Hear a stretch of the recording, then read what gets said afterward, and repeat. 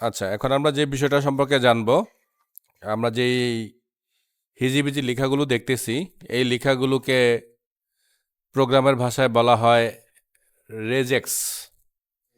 Raise x raise x এর full meaning হচ্ছে regular expression.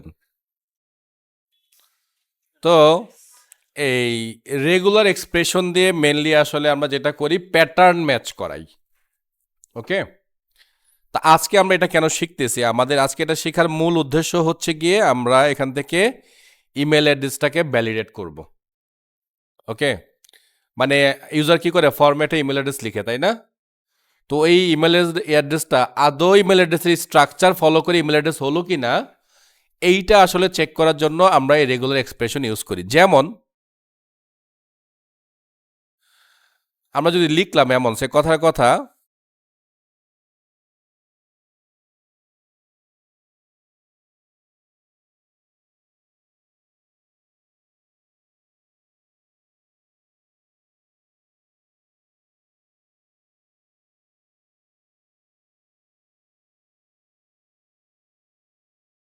এমন লিখলাম, যদি এমন লিখি, এইটা কিন্তু কোনো ইমেল অ্যাড্রেস হয় নাই।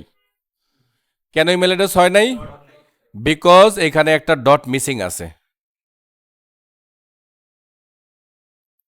অথবা আমরা লিখলাম এমন,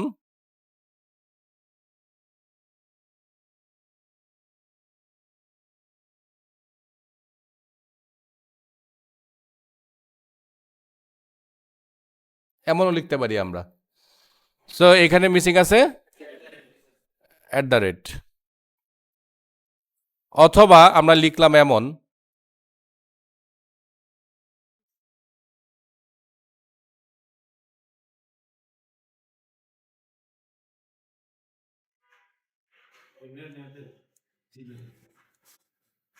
এমন,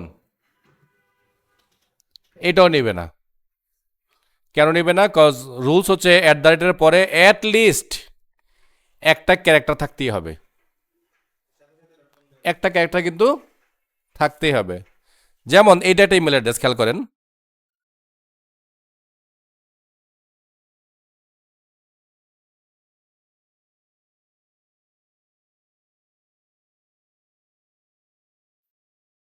এটা কিন্তু একটা ভ্যালিড ইমেল অ্যাড্রেস, কজ এটা একটা ডোমেন নেম, এটা পুরোটা একটা ডোমেন নেম, তার আগে অ্যাট দ্য রেট আছে, তার আগে একটা নামও আছে।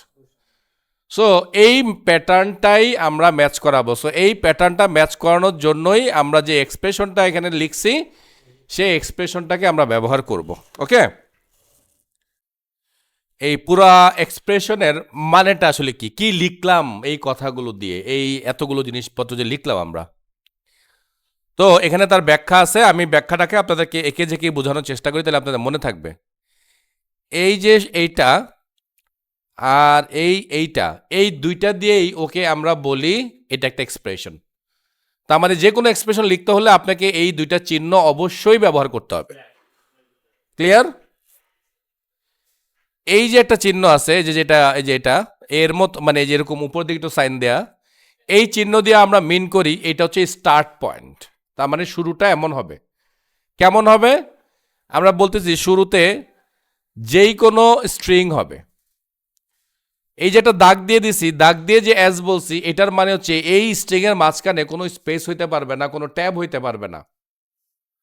এমন হইতে পারে আপনার নাম রহিম ডট খান, এরকম হতে পারে, কিন্তু স্পেস দেওয়া যাবে না। রহিম স্পেস খান এই কথাটা লেখা যাবে না। ক্লিয়ার? তার মানে শুরুতে অবশ্যই একটা স্ট্রিং থাকতে হবে, নন স্পেসেবল। ক্লিয়ার? দেন আমরা প্লাস দিয়ে বলতেছি তারপরে থাকতে হবে একটা অবশ্যই অ্যাট দ্য রেট সাইন, এবং তারপরে আবারও নন স্পেসেবল ক্যারেক্টার অ্যাটলিস্ট একটা হলো থাকতেই হবে, অ্যাটলিস্ট একটা হলো থাকতেই হবে। দেন আমরা আবার বলতেছি তার সাথে আবার প্লাস করো, প্লাস করে এই যে ক্যারেক্টার, এই যে চিহ্নটা দিলাম, এই চিহ্নটা মানে কি জানেন? ব্যাকস্ল্যাশ মানে কি বলছিলাম না, স্কেপ ক্যারেক্টার, মনে আছে? তার মানে ও বলতেছে যে আমার পরে যে ডটটা আছে, সেই ডটটা মানে কিন্তু স্পেশাল না, এটা নর্মাল ক্যারেক্টার। তার মানে ও বলতেছে তারপর অবশ্যই একটা ডট থাকতে হবে। তারপর সে বলতেছে ডটের পরে তোমরা একটা স্ট্রিং দিবা, সেই স্ট্রিংটাও নন স্পেসেবল। ক্লিয়ার? আর এই যে ডলার সাইন এটা দিয়ে মিন করা হয়েছে এন্ড, মানে শেষ। বুঝতে পারছি?